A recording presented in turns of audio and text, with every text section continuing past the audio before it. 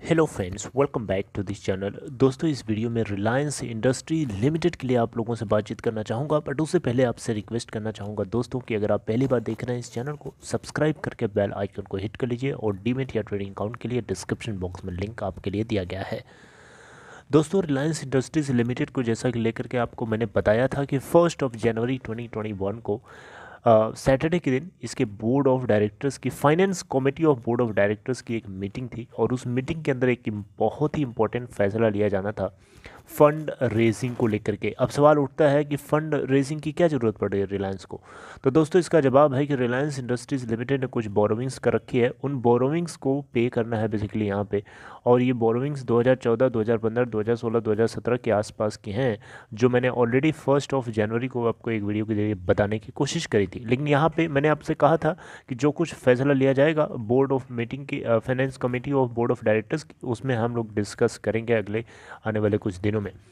तो आ चुकी है अपडेट, और ये मैंने आपसे क्यों कहा कि ये एक इतिहास रच दिया, क्योंकि ऐसा पहली बार है कि कोई एशिया से कंपनी इतना ह्यूज फंड उठा रही है ऑफ शोर मार्केट से। देखिए यहाँ पे रिलायंस इंडस्ट्रीज लिमिटेड ने, मैंने उस समय आपसे कहा था कि $3 बिलियन रेस करना चाहती है, लेकिन 3 नहीं है, $3 बिलियन नहीं है, $5 बिलियन है दोस्तों।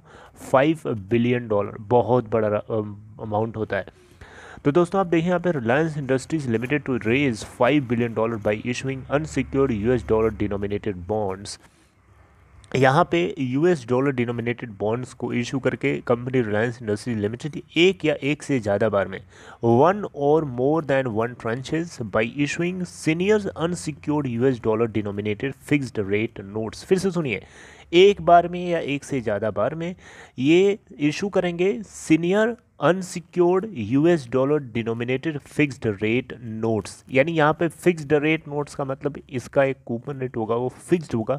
और वो कितना होगा यहाँ पे बताया तो नहीं गया, लेकिन इतना जरूर मैंने आपको बताया था कि जो US ट्रेजरी बॉन्ड्स के जो रेट्स होते हैं उसमें 100 से 110 बेसिस पॉइंट्स ऊपर मार्क करके चाहे तो ये अट्रैक्ट कर सकता है US के इन्वेस्टर्स को अपनी इन बॉन्ड्स को बेचने के लिए। तो दोस्तों, यहाँ पे बताया जा रहा है कि जो फाइनेंस कमेटी है बोर्ड ऑफ डायरेक्टर्स की रिलायंस की, इन्होंने 1 जनवरी को मीटिंग की और मीटिंग में इन सारी चीज़ों को वो लेकर के फैसला लिया। और यहाँ पे बताया गया कि जो भी यहाँ से अमाउंट रिलीज़ होगा, जो भी अमाउंट यहाँ से प्रोसीड्स आएगा, उसको कंपनी यूज़ करेगी प्राइमरली अपने एग्जिस्टिंग बोरोविंग्स को रिफाइनेंस करने के लिए, राइट, एप्लीकेबल लॉज को फॉलो करते हुए। तो दोस्तों, यहाँ पे जो बॉन्ड्स इशू किए जाएंगे बेसिकली वो US के 144A US सिक्योरिटीज़ एक्ट 1933 के तहत किए जाएंगे। उस रेगुलेशंस एंड रूल्स को फॉलो करते हुए, उसको कंप्लाई करते हुए किए जाएंगे। चलिए, ये बात आपको पता चल गई। और यहाँ पे Reliance new energy solar limited एक रिलायंस इंडस्ट्रीज लिमिटेड की एक होली ओन्ड सब्सिडरी है। इसने एक डेफिनेटिव एग्रीमेंट अभी रिसेंटली साइन किया है UK की एक company, sodium ion battery technology company, जिसका नाम है फेराडियन फेराडियन टेक्नोलॉजी के साथ। ये for the enterprise value of 100 GBP 100 million GBP।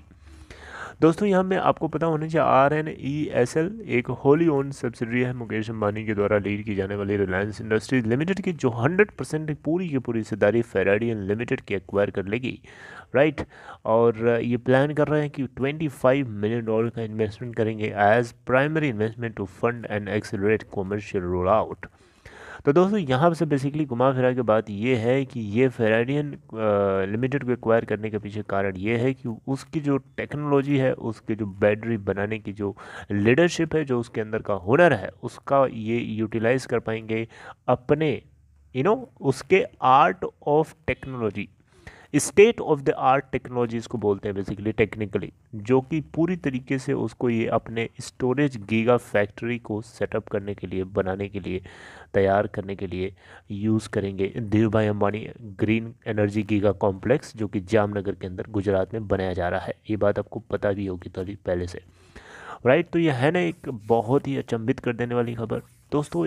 ये एशिया, यानी पूरे एशिया में अगर हम देखें तो इतनी बड़ी डील ऑफ शोर मार्केट से किसी ने नहीं करी, तो एक मुझे लगता है कि इतिहास रच दिया। आने वाले टाइम में इतिहास के रिकॉर्ड्स तोड़े भी जाते हैं। तो इसको लेकर के मैं नहीं कहूँगा कि आगे कोई इस तरीके की फंड रेजिंग हो नहीं सकती है, हो भी सकती है। तो this was the news regarding Reliance Industries limited. I hope you like it. अगर आपको कंटेंट अच्छा लगा हो, सपोर्ट करने के लिए लाइक कर सकते हैं एंड टेक केयर।